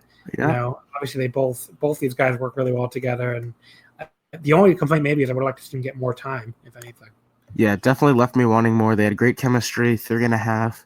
And I still think Umino's my favorite of all of the Young Lions, LA or Japan. I think Narita is still my favorite, honestly, but we'll close see between those 2 for me. All right, so let's look ahead to what's to come on this Destruction tour. There's 3 big shows, starting out with the smallest of 3 by far, Destruction in Beppu, which is a week from today, Sunday, September 15th. The main event is the British heavyweight title, Hiroshi Tanahashi defending against Zack Sabre Jr., their 5th meeting of the year, so obviously they've had a lot of matches this year. I know some people are sick of it. I can't say I'm there yet. I really do enjoy all their matches. Although I haven't seen the Royal Quest match yet, so we'll see. I like that one a lot. I give it 4 stars. So I know some people didn't really care for it. The question here is obviously doing the rematch so fast. Is Sabre just going to win the belt right back, or is Tanahashi going to retain and move on to maybe like a big match against Will Ospreay or someone? What do you think? I think Tana retains, and that Ospreay match has been heavily speculated on, but I think it's likely to happen. See, I keep going back and forth. I feel like they could be doing a quick shadow change right back to Zack, but I don't think that doing this match so quick necessarily means they're definitely doing that, because they also just need a fucking main event for Beppu, and it's what else they're gonna book? Because you're not doing a heavyweight title match on this tour. You can't do a never match because the never champion is occupied with the challenge of Ibushi. So I just think that's not really a spoiler to me. The fact they're doing the quick match right away, I think they just need a match. So I'm going to say Tanahashi retains as well, and they're going to move on to Tanahashi Ospreay. The semifinal, the IWGP Tag Team Title match, God against Ishii and Yoshihashi. I could see a change here. I think it's more possible than people are giving it credit for, because first of all, the tag titles do not matter. So a title change is always possible in any match. But second of all, GOD's had these belts longer than you probably think. They've had them all the way since maybe the last Honor Rising tour back in February. So these belts have been on them for a long time. Ishii and Yoshihashi. Ishii, I think, needs something to do. Yoshihashi always needs something to do, and it would at least give you a fresh champion team heading into the World Tag League this year. So I could see a title change here. I'm gonna pick it. What the hell? I'm gonna say Ishii and Yoshihashi win the belts. So there you go. Yeah, I really have no read on this match, if I'm being honest. I guess I'll pick Ishii and Hashi as well, just because that's what I want to happen, because that maybe get me a little bit more interested in the tag team scene. All Japan just did, two partners kind of pushed together, winning the titles from the historic champions. So let's say New Japan does as well. After that, you really just have a bunch of undercard tags. Liger and Suzuki on opposite sides. Yeah. Notable. So it's Liger and Roppongi 3K against Suzuki, Kanemaru, and Doki. I have a rematch of the match we said was the best from the Korakuens with Okada, Goto, and Romero against Sonata, Shingo, and Bushi. You have Naito and Evo against Jay White and Chase Owens start from the top. And your two young Lions Cup matches are Yota Tsuji against Carl Fredericks and Shota Umino against Alex Coughlin. This should be good. The following night is Destruction in Kagoshima on Monday, September 16th, which features hometown boy Kota Ibushi defending his G1 Climax contract against Kenta, the never openweight champion. Obviously, I would say there's no chance Kenta is going to win this one here. Yeah, no shot. But I think the match should be good. I really like their match in Dallas. I did too. Did you like it too? Yeah, it should be. I hope even in the main event slot here, maybe we can even get a better match than that. So I'm excited for it. Obviously afterwards, I think Evil will come out here to challenge Bushi, maybe for King of Pro Wrestling. I could see them doing that. I mean, they usually do a contract match at King of Pro Wrestling, and then you would have a setup where Okada's defending the title against Sonata, and Ibushi is defending the contract against Evil. So you could do Okada, Ibushi against Sonata and Evil leading up to it, maybe as one of the Fighting Spirit and Release Fate events. So yeah, I think that's more likely than not. The semifinal, you have Will Ospreay and Robbie Eagles challenging El Phantasmo and Taiji Ishimori for the IWGP Junior Tag Team titles. This is an interesting one because they're really pushing that Ospreay Eagles tag team as Birds of Prey. But this does feel like Ospreay's swan song in the junior division to me. They could win this though, because you could set up new champions heading into the Power Struggle Junior Tag League, where I think they will be a team. And then, maybe have them drop the belts right after that, before Ibushi Ospreay transitions into the heavyweight division. But ultimately, I'm going to pick ELP and Ishimori to retain. But I think Ospreay and Eagles winning is more likely than people are giving it credit. Yeah, I don't think it's going to happen. I probably will not watch this match. It does not really interest me at all. Birds of Prey, I think that's kind of a shitty team name. To be honest. WB fucking show, right? Wasn't like a show in WB about like yes. What is it? Because weren't people making fun of Eagles that his names were like ripoffs of Ospreay, and now they're like leaning into that, like, oh yeah, they're both birds and they both like to kill people. Was it like the aerial assassin and then like the sniper of the skies? Yeah, so they're really leaning into that. Their next partner, I guess, can be like, I don't know, the contract killer of the heavens, or the bounty hunter of. Yeah. I don't know. Other than that, again, we have Naito, Evil, and Jay White, Yujiro Takahashi. It's up there from the top.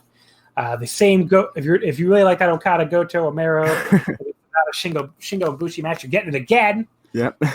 And then Liger and Suzuki on the same different sides again, and then the two Young Lions Cup matches here are Uemura against Clark Connors and Ren Narita against Michael Richards. So not quite as exciting, but. And then the Destruction Tour. Oh, sorry, you going to say something? No, you're good. Okay.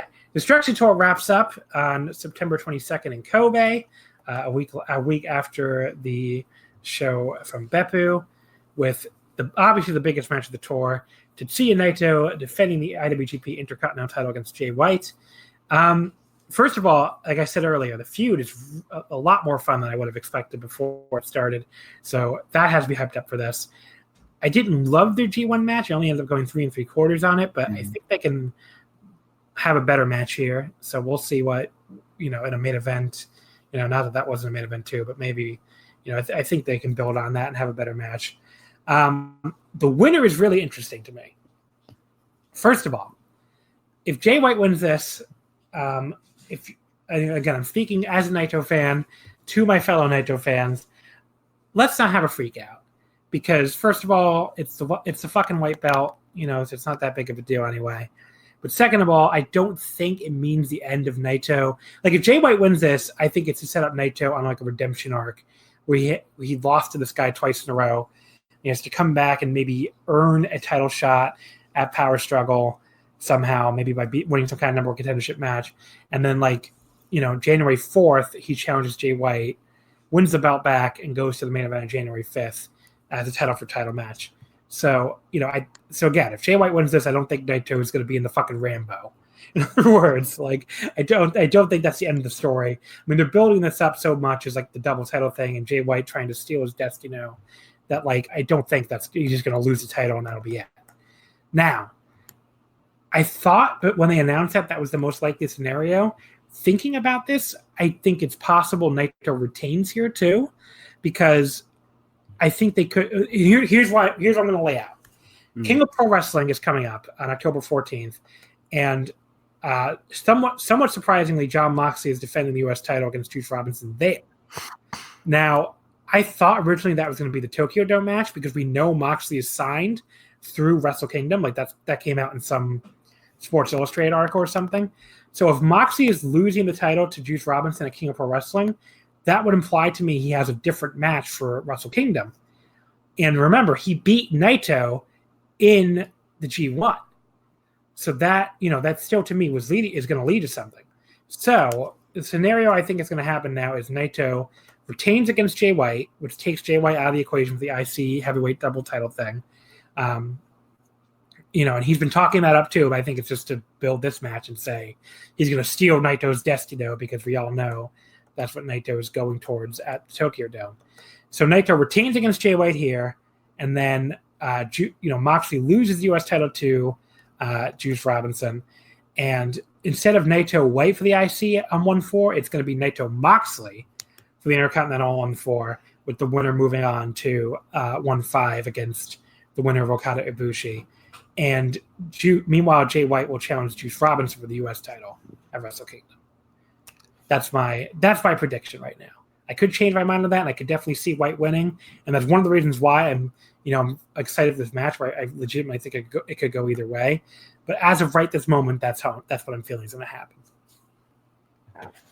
You really just completely flipped my opinion on this match. That was a really laid out fantasy booking, but I thought I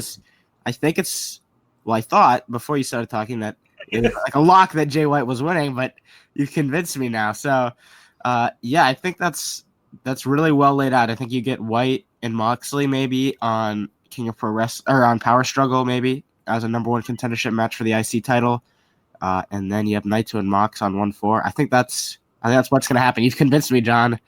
If I'm wrong, I'm blaming you. No one can see me put my fist up in celebration. Yes.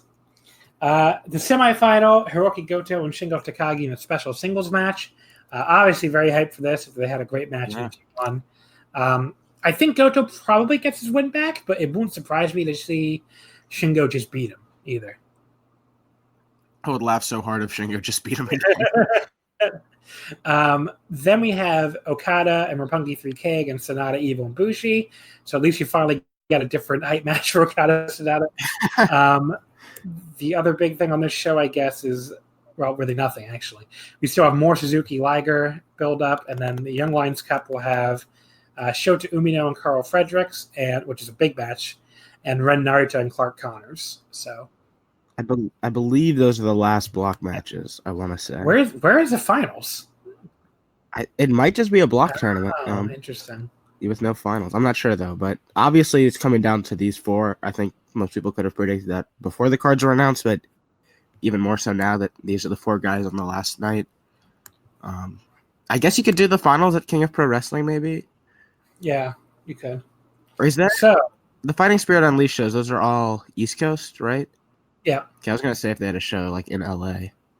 Don't they have a West Coast show coming up? So, yeah, November. Oh, it's in November. Okay.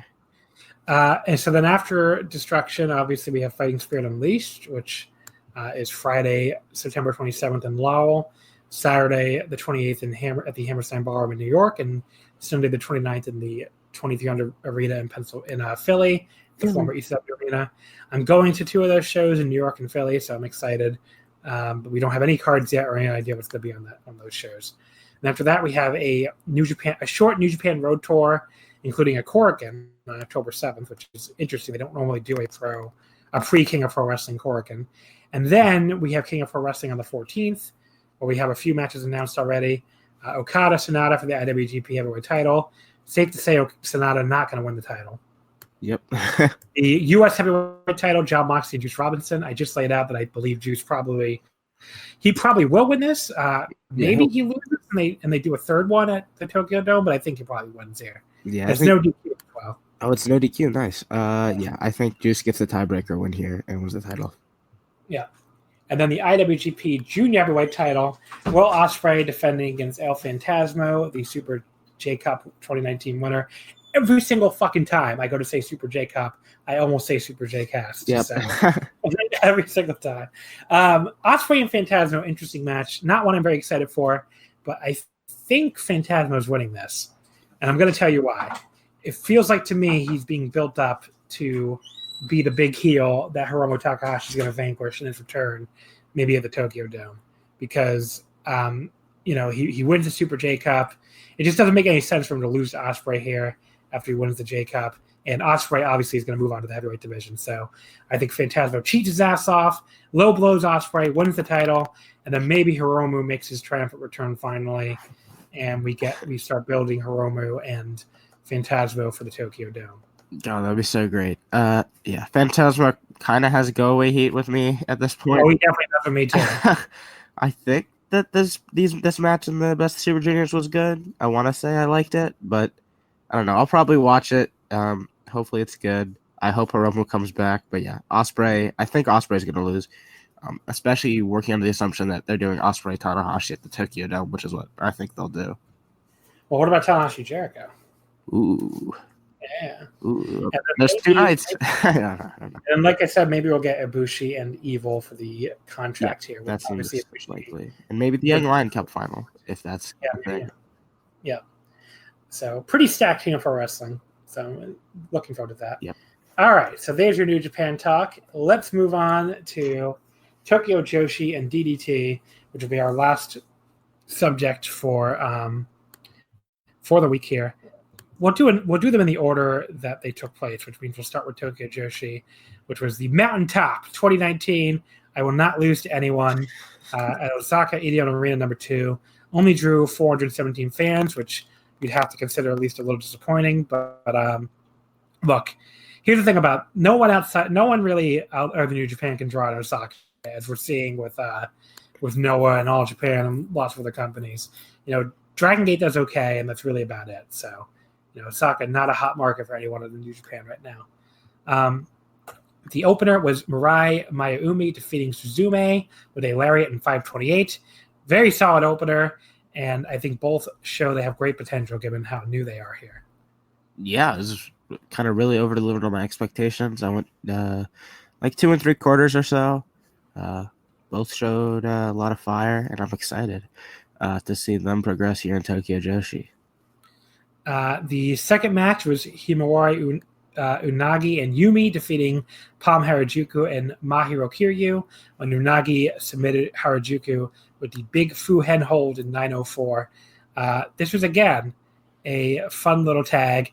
I I watched this like right after All Out, and the day later, and I'm fairly certain I saw more like holds and mat wrestling in these 2 Tokyo Joshi undercard matches featuring the rookie talent I did in the entire fucking All Out show. Just want to make note of that because it annoys me that there's like so little actual wrestling on the IAW shows. But And I want to say this I guess I'm an elitist according to Joe. Yes, you are the elitist. Yeah. Unagi was really over here. I think it was her hometown, I read. So, yeah. Really fun tag match. Love me some Palm Harajuku. So. This also is a good time to bring up the amazing, I don't know if you saw this or not, the amazing episode of The Night, which is like the DDT / Tokyo Joshi like variety show that takes place Yes. Every week. And look, here's the thing about this show. Basically the theme here was the Tokyo Joshi Pro academic ability test. Yeah. Where they had on what was described as the reverse Mount Rushmore of academic ability of Tokyo Joshi. So that featured Miyu Yamashita, Mizuki, Natsumi Maki, and Miyu Watanabe, who'd be the reverse Mount Rushmore.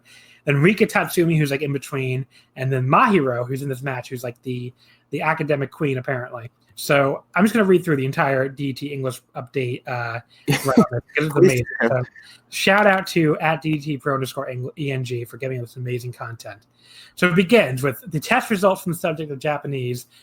Dino notes the top score is Mahiro with an 80%, and Natsumi replies, "Wait, how? There weren't 80 questions." So already off to a legendary start.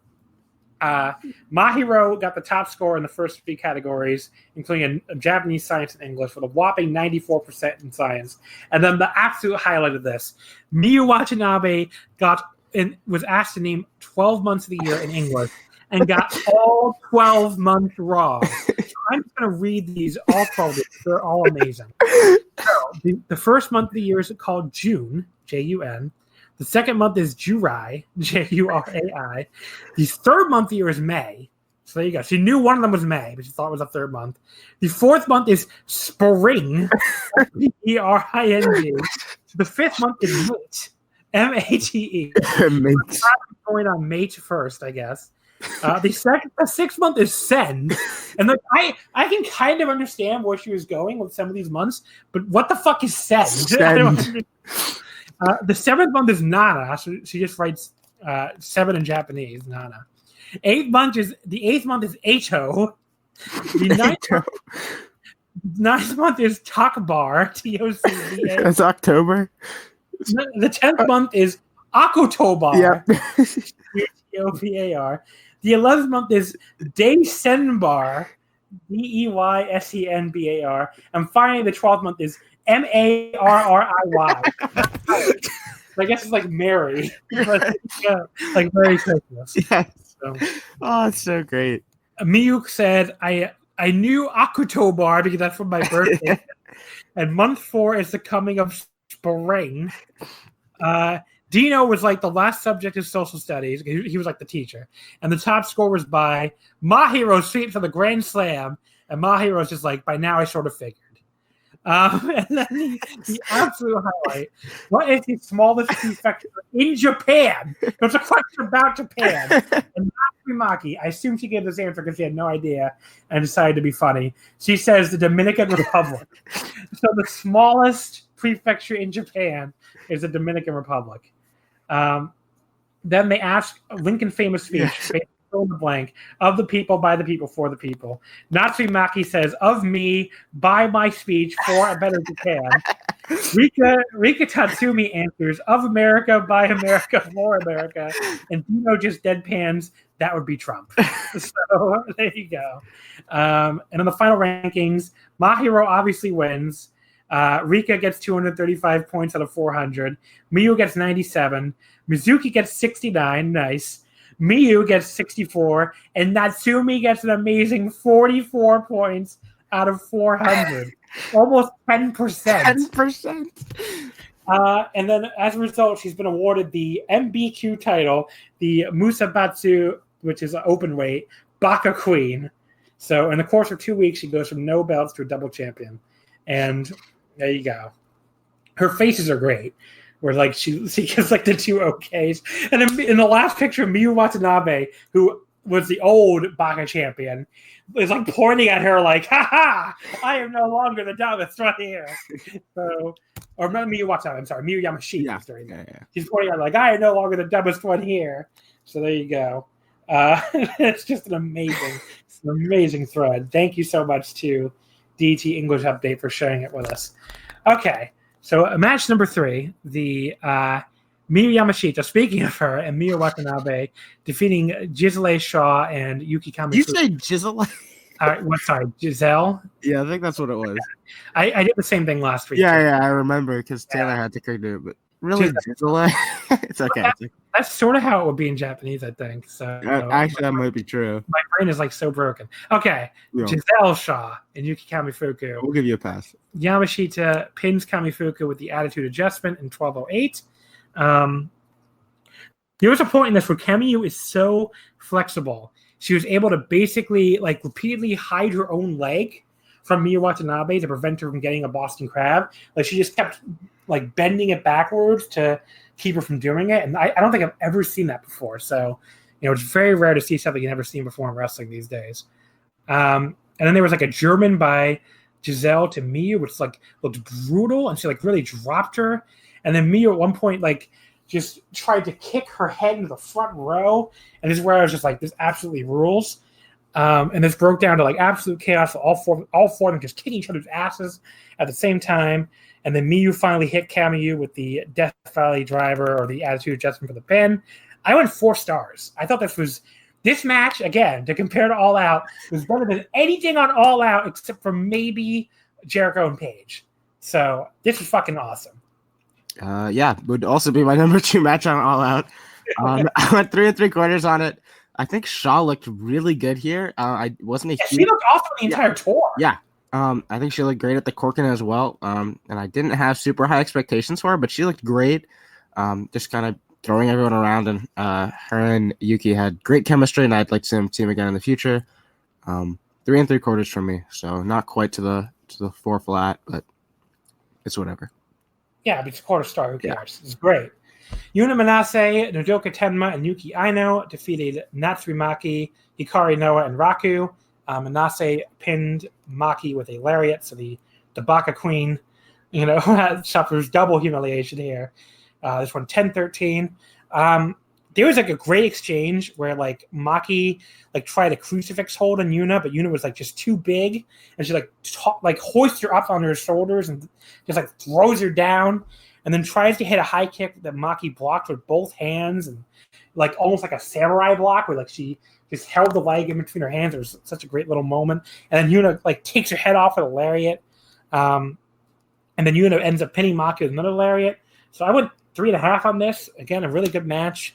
And, I hope this means we're getting – I wrote down on Twitter, I hope this meant we're getting a singles match for the title. Yeah. The Maki held the International Princess title. And we are. So right there. So there you go. Yeah, 3 3/4 for me. I was really high on it. I really enjoyed the chemistry between everyone. It kind of broke down a little bit, but I enjoyed that. It kind of worked for me. And yeah, I'm really excited for the Manase Maki title match. They looked like they had really great chemistry here. I'm excited for Manase to get, some more serious action. Then we had Su Yung defeating Maki Ito with the Panic Switch in 10-11.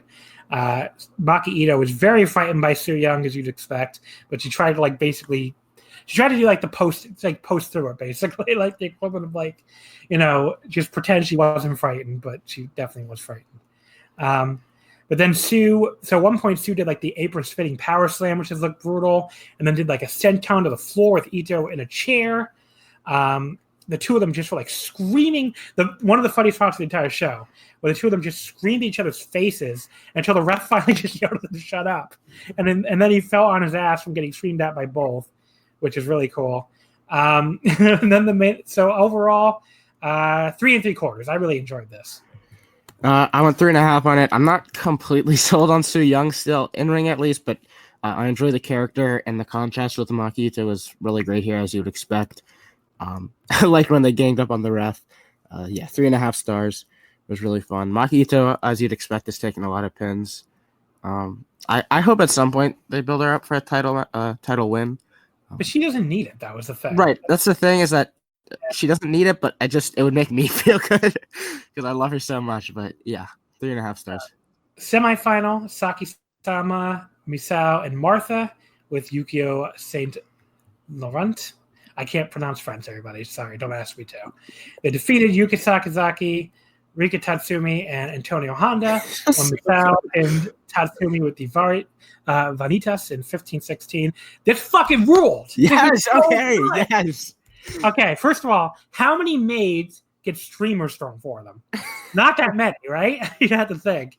And then, look, you've never seen a woman be as proud to do anything as Yuka Sakazaki was to apply an arm wringer to a mop, which she did during this match because Martha was armed with a mop, and she gave the mop an arm wringer. And she was so happy with herself for doing this. And then Saki-sama and Rika Tatsumi, they tagged in at one point and still had amazing chemistry. If people don't remember, that was a long feud, in some of, I don't know if it was 2015 or 2016. It was a while ago at this point, maybe even 2017. But it was during a period where Tokyo Joshi was nowhere near as good as it is now, and those matches would always be the highlights of the shows. So I definitely recommend going back and checking that out if you ever have the time. And then so Honda, does this thing where he trips and falls over, and he actually sang the opening of Stone Cold's theme to describe that his knee shattered like Stone Cold's the glass shattering. He went da da da da da, which was really funny.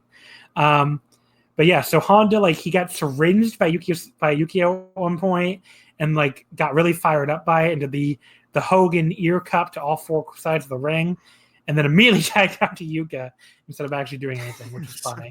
And then we had a lightsaber duel with Martha's mop against Yuka, commandeering Misao's rose stick, which was great. And then in the middle of all this amazing comedy, Rika and Misao just decided to tag in and have a finger. Yes. Kills it. They look so good together too. Yeah. And then it's absurd. And then we had Hamtaro instead of what's it called? Instead of Gone the Fox, and he killed everybody. But yeah, this was really amazing. A mix of truly hilarious comedy, some great in-ring action. I went 4 stars. You have to watch this fucking match. You know what? I wrote down 3 3/4, but just listening to you recap it, I'm bumping it up to 4 stars because that match was, just thinking about that match, such a good, they had the comedy, but there was also a fucking incredible match going on in the ring at the same time. It was so good. I mean, I love this. I love Saki-sama.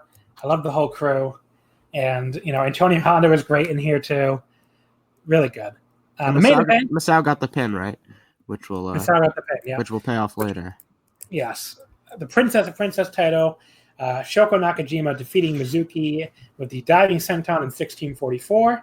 I thought this was not quite as good as I was hoping. I went 3 3/4, but it was still, obviously that's still a great match. Mm-hmm. And it was a great back and forth battle. It never dragged. Definitely, worthwhile. And I'm glad I wasn't spoiled because I thought Mizuki had a real chance to pull it out, but unfortunately she didn't. So her second defense for Shoko. And then after the match, Misao came out to, make the challenge. So that's like you said, that paid off right away. So overall, really great show. What do you think of the main event? 3 3/4 for me as well. I've been a little bit low on Tokyo Joshi this year, but this show was, this was a really great show. I think it was awesome. Definitely better than the Korakuen, and I really liked the Korakuen too. Yes, the Korakuen was not one of the greatest Korakuens ever done. Show. Still a good show. This was a great show. Yeah. This was a level above. This is a great show. Look, if you put this in the big weekend from last weekend, I still have not watched Fake Over. But if you could, I would put this above Royal Quest and above All Out. So, I mean, I have to. Yeah. This was better than either one. So don't say I still have not watched Fake Over. You're not watching Fake Over, John. I'm never watching Fake Over. Then we move on to our final show here. DDT Osaka Octopus from the same day, later that night in the same arena. It drew 678 fans, so again, not the best draw there. Wow. It's a struggle for DDT, and Now, You know? we were talking about this a few days ago. Like the old Osaka Octopuses in Eddie and 1 drew like 2,300 plus. Do we think that's legit? Do you think that's partially papered? I think it's either papered or just Right. just flat out lied about because they used to inflate the crowd. So Right. yeah, I mean they're down from what they were doing, but I'm surprised. I wouldn't surprise me if they're not really that down. Yeah. Okay, so let's talk about the show because overall, I mean, this I think was one of the weaker DDT big shows of the past few years. I mean, maybe the worst I can remember. No, I didn't think it was a bad show. I just thought it was kind of lifeless, which I guess you could say was. So, like I'm saying, I don't think it was awful. Right. Yeah. But DDT's standard is so high. Yeah, of course. Like it just can't. Like this was a step below even like the lower tier of Korakuens, I thought. Mm-hmm. So it just felt like you said, lifeless and not very interesting. So let's go over it. It opened up with Cody Hall, Antonio Honda, and Yasuo Arano defeating Yukio Sakaguchi, Mizuki Watase, and Yukio Naya. Hall pinned Watase with the Thunder Buster in 10:15. I thought Cody looked fine here. He looked good, actually. Yeah. They protected him pretty well. The fans were more into him than I thought they'd be. So, yeah, 3 1/4, pretty fun match. I went 3.5. I guess Hall's sticking around since he got the pin here. Yeah. The Iron Man Battle Royal. This is like the highlight of the show, I think. This was honestly my favorite match of the show. Yeah, mine too. So it started out with the first, it looks like Puma King and Asuka. Mm-hmm. Not a matchup you see every day. They had a really fun minute or so of like flippy action. And then Saki Akai came in, and she and Asuka just kicked each other in the face for a while, which was great. Yep. Hirota got to go through his whole dance routine because everybody was fighting on the floor, but then they all came in and kicked his ass. That was funny. And then we had Uni against Matt Pauly. I kept fighting Yumi because now we have a Uni and a Yumi, which is confusing. Yeah. But everybody helped Uni pin Puma King. You know, I guess you had the Uni and Mad Polly face off. Yes, that was great. And then Hirota saved Uni from taking the Vader bomb from Mad Polly, which is probably the nicest thing Hirota's ever done. But then, of course, he immediately turned on him and pinned him, so because he's still Hirota. And then Saki and Asuka kind of messed up the final pin, which you had to take a little bit off for, but this was still a lot of fun. I went 3 3/4. I enjoyed it. I went 3.5. Really good match. And Puma King still had the title at the end. So yeah, so Asuka got the last pin on Saki, but then Hirota pinned Asuka, and then Hirota. So love the Iron Man title. Match number 3. Do you have any idea who these two people were? I could not tell you. There's another. It's Daisuke Masaoka, I want to say, that's in Freedoms that I thought it was at first, but it's not. It's Jun Masaoka, who I did not recognize at all. So they don't have cage match profiles or anything. I can't Googling them didn't really help either. I assume they're like local Osaka Pro guys or something, but because Osaka Pro never makes tape, like the only way you know them is if like you were like a I guess a wrestling fan, from. Oh, actually, maybe he's Dove. Yep, Dove Pro. I'm looking at it right now. They teamed together on Dove Pro, July 7th. That makes sense because that's that they're in that general area. So there you go. We solved the mystery. Jun Masaoka and Kohei Kinoshita are Dove Pro guys. They faced Hirashima and Mao here, and Hirashima pinned Kinoshita with the Samato in 10:50. It was just a match for a while, but it had a fun closing stretch at least. I would go like 2 3/4. I went 3 1/4. Pretty good match. The Dev Pro guys looked all right. Mike Bailey. I miss Mike Bailey. He hasn't been in DDT for a little while, I think, since Peter Pan or so. Then we had Denshoku Dino and Maku Danoto against Akito and Shuma Katsumata, which ended in no contest for 14. Look, I mean, this was something. No contest was the only way that could have ended, really. I don't really have a ton of thoughts on it. It was a thing. Don't watch this match. Match number 5, the 040 title, the recycling death match. Shinshiro Takagi defeated Ken Oka with the Himawari bomb onto a plastic case in 12:40 for his first defense. I will say this match was maybe my biggest disappointment. Yep. Yeah. And maybe just because I love both guys.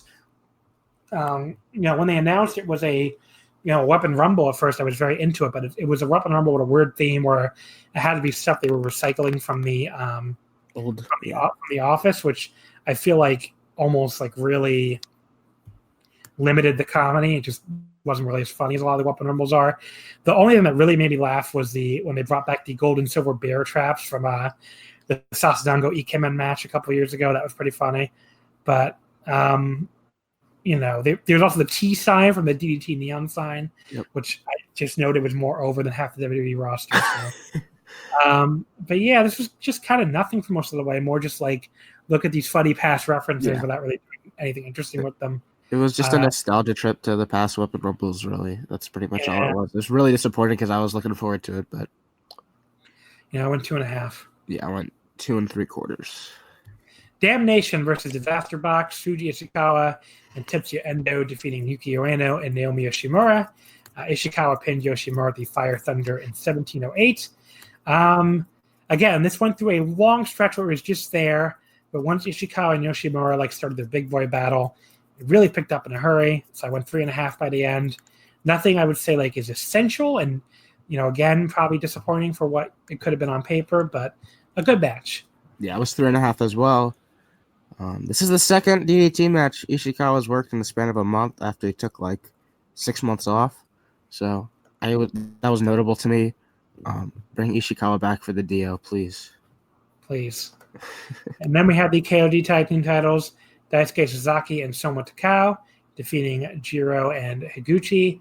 When Sasaki submitted Jiro with the crossover face lock in 1722. This again, just a little disappointing to me. I only went 3 1/4. It was good, but nothing special. The highlight was probably Sasaki sticking what I guess turned out to be batteries, but I couldn't tell on the feed in Higuchi's match and drop kicking them. So yeah. There was some good stuff in this match, but it felt really start and stop to me. 3.5 stars for me. Jiro and DDT has been kind of a regular recently, and he's got that big Korakuen main event coming up again after he main evented the last one as well. So maybe he's sticking around for a little bit. We'll see. There was rumors that he was leaving for the Fed recently, but maybe not. He's also in the All Japan Royal Road tournament, so who knows with him. And then afterwards, Akito came out to challenge and also he revealed his partner is going to be TV star Yuki Ino because he's been away on a rugby TV show, apparently, some kind of J drama. So he'll be back teaming up with Akito as the next tag title challengers. So that'll be coming up. The main event, the KOD Openweight title, Konosuke Takeshita defeating Shinya Aoki by TKO with the Walls of Takeshita. 16:45, his second defense.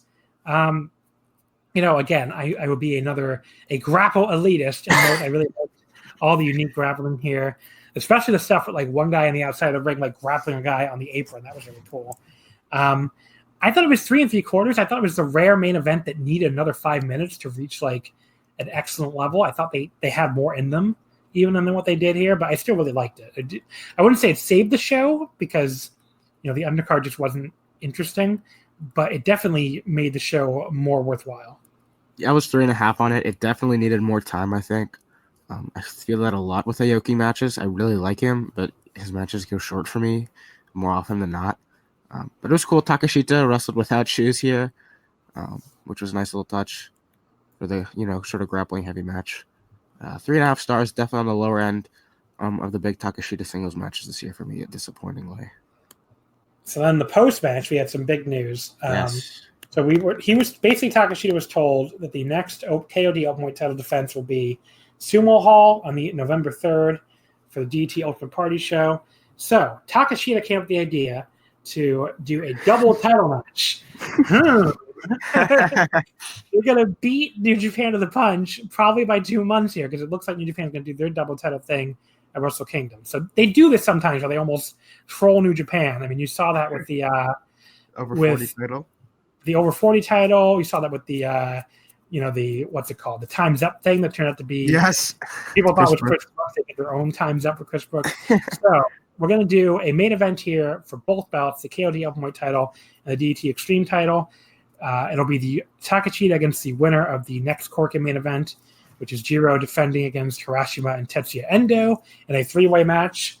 So we'll see what happens there. I think Endo is going to win that, and we'll do Takashita Endo again.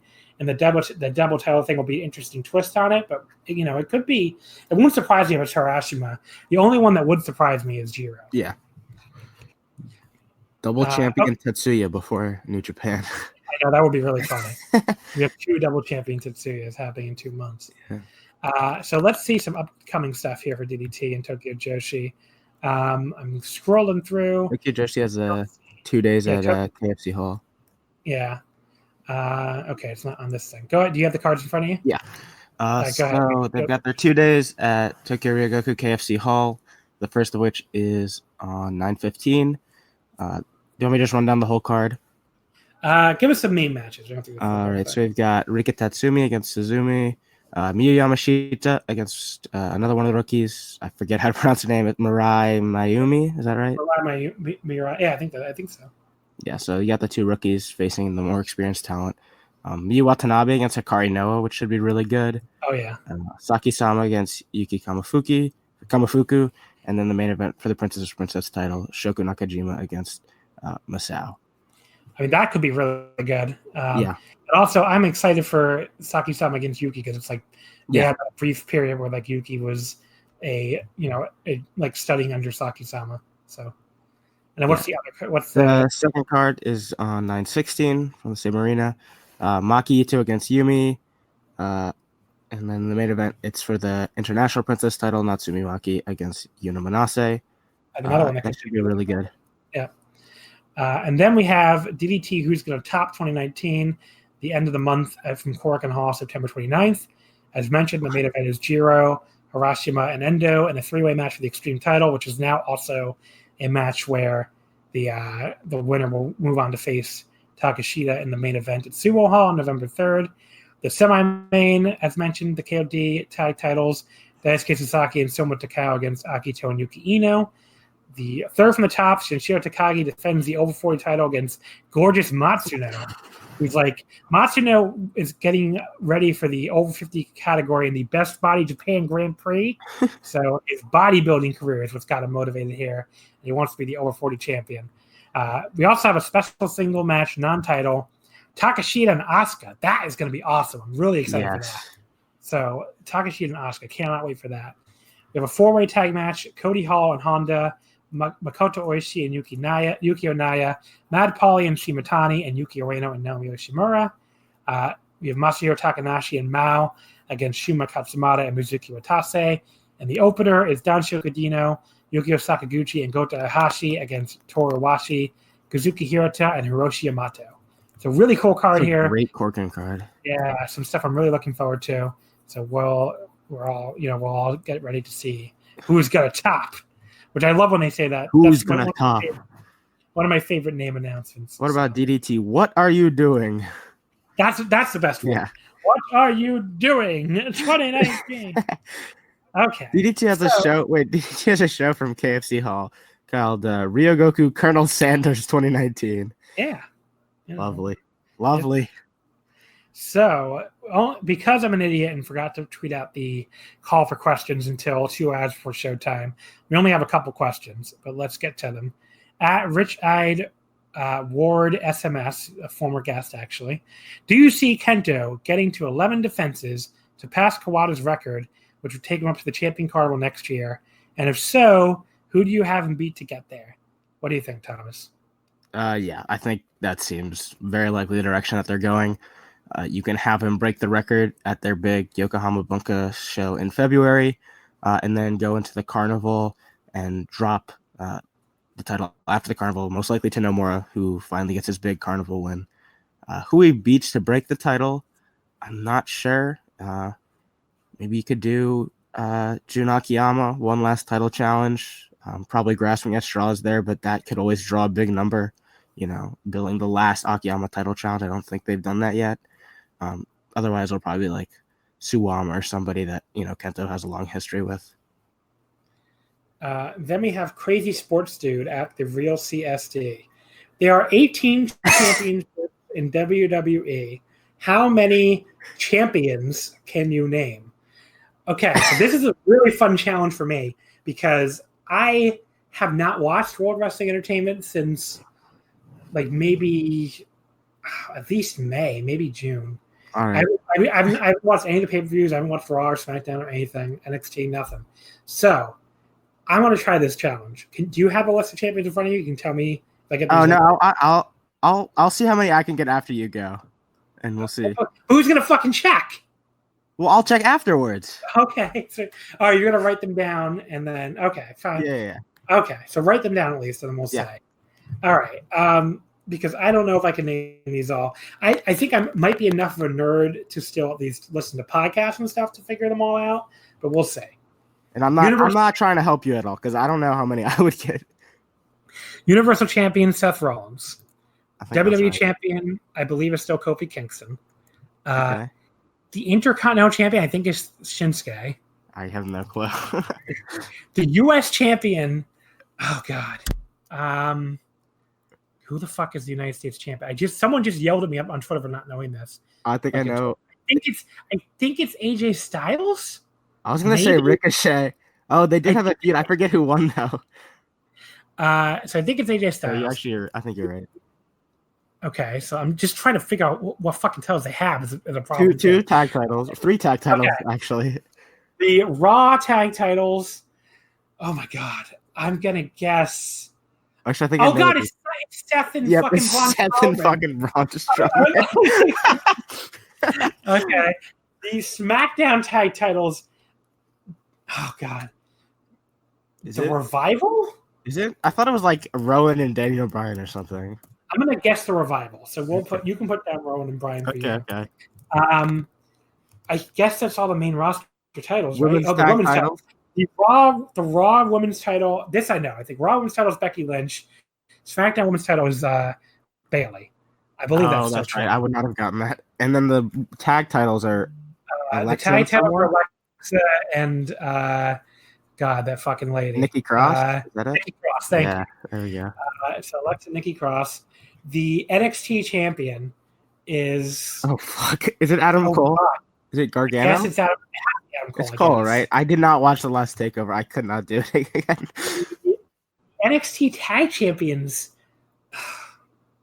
I have no idea who the NXT tag team champions are. Actually, I think I know who they are. Go ahead. Who are they? I have no idea. I'm gonna say it's Undisputed Era, just because they've been holding those titles for like 2 years. Who got to be them. But what's 2 people? Oh fuck, I don't know. Red Dragon. I'll say Red Dragon. I have no fucking clue. I mean, the NXT UK champion is Walter. Yeah. The NXT UK tag champions, you could fucking put them in a fucking lineup. And I will not. I cannot put them on a fucking. I have no idea the NXT UK tag champions are. The NXT UK Women's Champion, I think, is Kaylee Ray. I think she just won the title. I would have said Toni Storm, but I have no clue. I think she just beat Toni Storm. She just beat Toni Storm. Okay, then maybe that's it. I've lost. How many champions is that? 1, 2, 3, 4, 5, 6, 7, 8, 9, 10, 11, 12, 13. Oh my God, there's still 5 left. Okay, North American title. North American title, the NXT North American title. I guess that's still Velveteen Dream, right? Yeah. I guess. Okay. So. How the fuck are there still 4 more champions? Okay. NXT Women's, that's probably Baszler, right? That's still Shayna Baszler. Okay. Yeah. There's still Cruiserweight, Drew Gulak? Fuck if I know. I'm going to say Drew Gulak. Okay. I'll take your word for it. The 24/7 title, that's a title. No clue. That's probably like fucking... That's probably R-Truth. That seems like a R-Truth. Yeah, we'll write that down. What the fuck is the last title?